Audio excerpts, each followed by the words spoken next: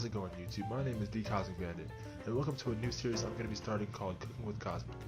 The reason I'm doing a cooking series is because, as you might guess, my channel is pretty new, so thinking of what content to actually make was a bit challenging. So I thought, why not do what I actually love and record what I have a passion for? Now, I'm no pro at recording or this YouTube stuff in general, so just bear with me. And if you have any suggestions or feedback that might help me out that you would like to leave in the comments, that would truly be appreciated. Now, without further ado, let's get on with the food. So before we actually start the video, I would like to add that at the end of the video, I'm going to be grading each dish on time to cook, difficulty, and cost. Each category is worth 10 out of a total of 30. So if you would like to see my breakdown of each category, make sure you stay to the end. So today we're going to be cooking homemade chili. This was a dish my grandma used to make when I was younger, and I absolutely loved it. Here's what you're going to need to get started. You're going to need a sharp chopping knife, a wooden spoon, a cutting board or cutting mat, 3 pounds of ground beef. I usually get 80%, but it's really up to your preference. Some salt, some garlic powder. Now this can be any garlic powder, but I like a little parsley of mine. But it's really up to how you like it. A whole bottle of chili powder, a quarter cup of browning and seasoning sauce, preferably the kitchen bouquet kind, but any will do. Some black pepper, 2 bell peppers, a whole bottle of La Victoria red taco sauce, 2 whole large onions. Now, you can use the white ones, but I prefer yellow. 3 pounds of pink beans, 4 cans of stewed tomatoes, 6 cans of tomato sauce.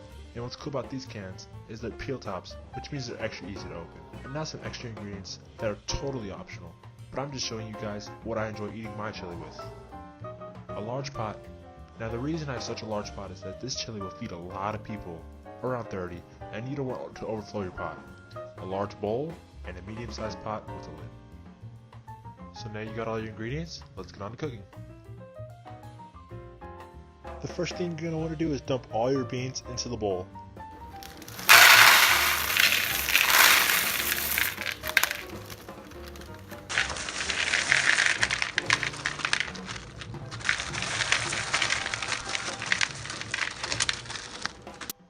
Now after you have all your beans in the bowl, what you're going to want to do is you're going to soak them in hot water for about a couple hours. Now what this does is, when you eat the beans when they're done, it won't give you as much gas. You can totally skip this step, it's not necessary, but it's just nicer on the stomach. I recommend leaving the beans in the microwave just so no dust or anything gets to them.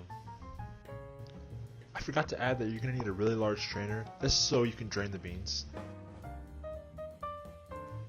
Now after the beans are done soaking, what you're going to want to do is drain the beans with a strainer and then dump them back into the bowl. After that, take your large pot and put it in the sink, dump the beans into the pot, and fill it about a third of the way up. You typically want to have 2 or 3 inches of water covering the beans just so they have enough water to cook into.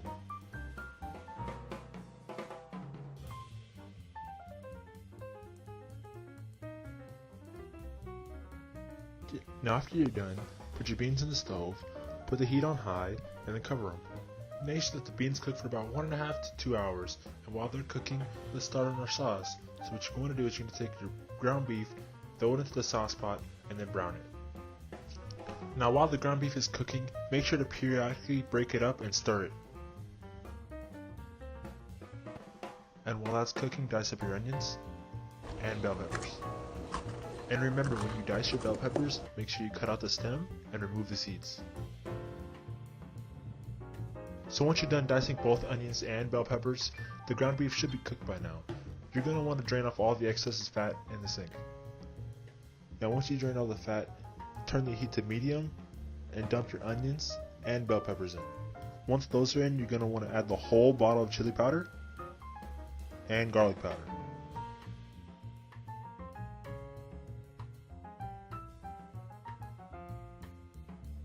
Make sure you give it a good stir and put the lid on.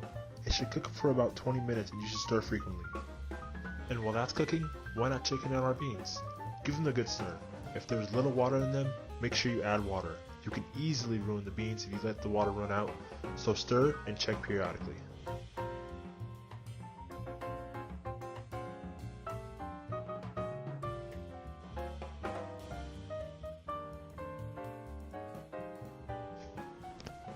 After about 20 minutes, our meat should be done.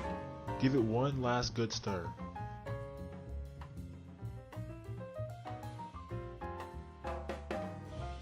Now it's time to add the tomato sauce, stewed tomatoes, hot sauce, and seasoning sauce.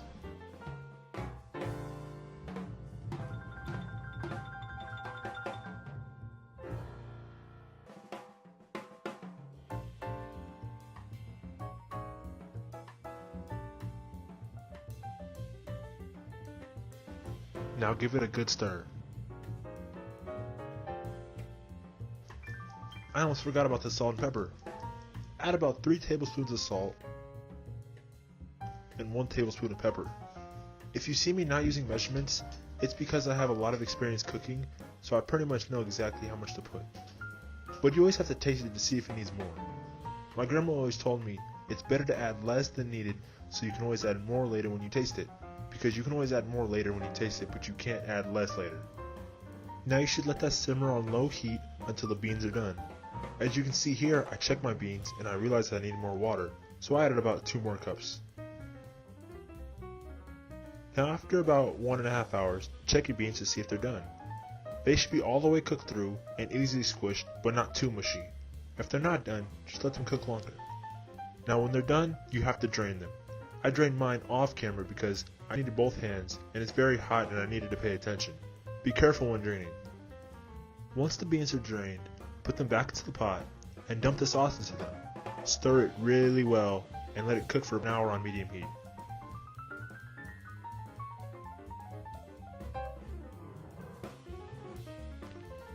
After the time is up, make sure to give it one last big stir and then you're all done.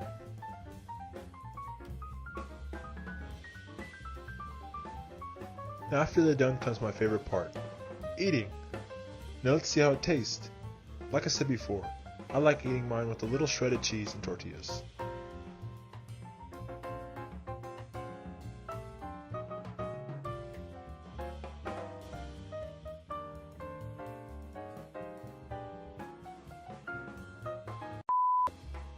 Now I might have burned my tongue a little bit because it's very hot, so be careful.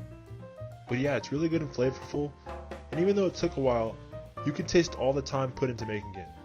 Whoever tries some of yours will surely be happy. And now for the breakdown. For time to cook, it takes around 3 to 6 hours to cook, depending on if you prepare the beans or not. Not too slow, but it's still time consuming, so I give it about a 4 out of 10. Now for difficulty. I would rate it pretty good, because pretty much the hardest part is making sure the beans don't burn, and that's pretty easy. So I give it about a 7 out of 10.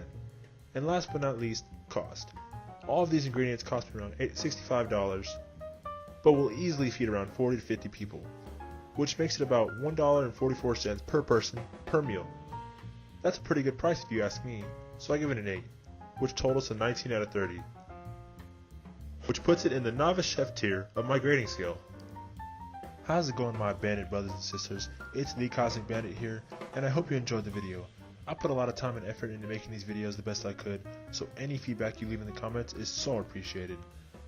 I'll definitely be making more of these types of videos, so comment down below if you have any recommendations. If you liked the video, let me know by leaving a like, and if you disliked it, don't be afraid to use the dislike button.